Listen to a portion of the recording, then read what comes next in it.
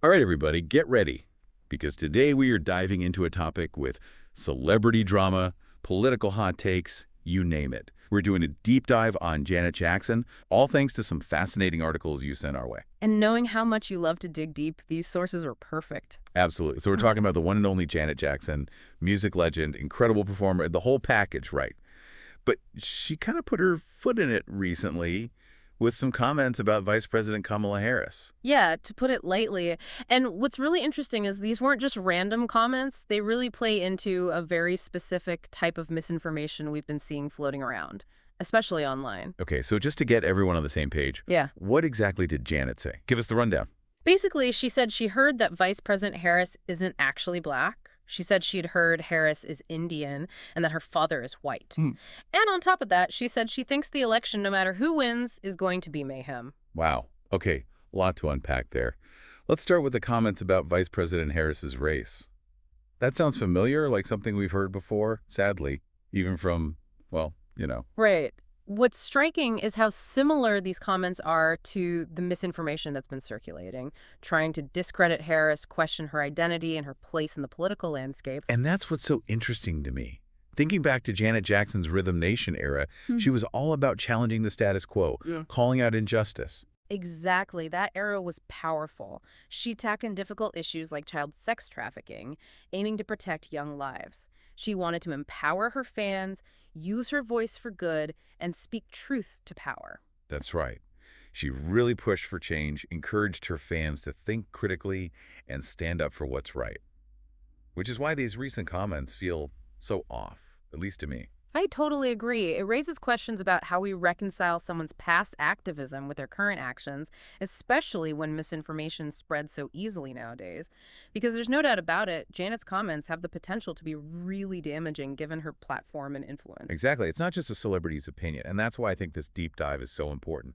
We have to discuss the impact of statements like this, especially from someone with her reach. Yeah, it's like throwing a stone in a pond, you know? It creates these ripples. And each share online, each comment, even if it seems small, it all adds up to this huge wave of misunderstanding. And in this case, that wave, it's hitting at the core of representation, of belonging, and of how real the consequences of misinformation can be. And you hit on something that really gets to me. It would be so easy to just brush this off as like, another celebrity gaffe. But we're talking about an election here, a time when people are already stressed, looking for information, maybe even grabbing onto anything that backs up what they already believe. That's exactly it. And it's fascinating, isn't it? We like to think we're too smart for that we're all careful with the information we consume. But honestly, our brains love to take the easy way out. We want simple answers, those quick confirmations that tell us what we already think is right. You mean like confirmation bias? That feels like a big one these days. Exactly. Confirmation bias. Plus, we are bombarded with so much information every single day that this thing called the illusory truth effect comes into play. Basically, the more we hear something, even if it's not true, the more we start to believe it. Okay, now that is kind of scary when you actually think about it. It's like we've created the perfect environment for misinformation to just run wild. Right. And now add in the fact that these comments came from Janet Jackson, someone who built her career on breaking norms, on getting her fans to think for themselves. So to see her maybe falling for these misleading narratives that she used to push back against, it's kind of disheartening. It really is. It makes you rethink things. And maybe that's the whole point of this deep dive, right? This isn't just a Janet Jackson thing. It's about all of us. It reminds us that even our idols are human. They make mistakes.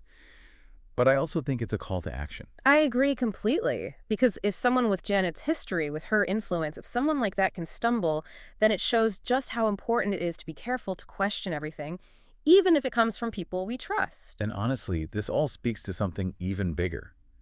How do we deal with this overload of information we have now? It can be exhausting. But like you said, we can't just tune it all out. We got to be on our toes, right? Always thinking critically about the information thrown at us. You got it. It's like trust, yeah, but always double check. We can still admire someone like Janet, respect what she's done, but also say, hold on, these words matter. Especially when they feed into something harmful. And look, this isn't about canceling anyone. Right. It's about recognizing that we all play a part in stopping this misinformation. And sometimes that means having those tough conversations, even with our idols. Absolutely. And you know what's really interesting to me? This whole thing forces us to look at Janet's legacy in a new light.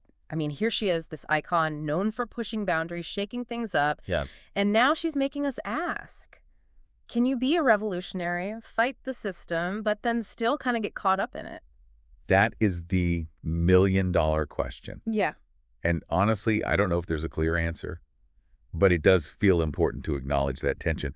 Our heroes, they're complex, they're flawed, they're human. And maybe that's the biggest takeaway from all this. Yeah. It reminds us that growth, learning, it's a lifelong journey. We can't just point to the past and say, well, they did this good thing, so they're immune to messing up. It's like a reality check. Yeah. We're all constantly changing, the world is changing, and what might have been considered groundbreaking back then, well, maybe it needs a second look now. Exactly. And that's where critical thinking comes in, having open conversations, being willing to challenge our own views, even about people we admire.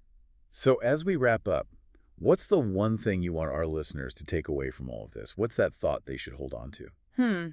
I think it comes down to this.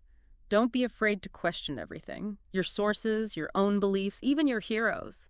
In a world drowning in information, thinking for yourself, that might be the most radical act of all. Perfectly said. And on that note, we'll leave you with that thought. Until next time, keep those questions coming, stay curious, and thanks for joining us for another deep dive.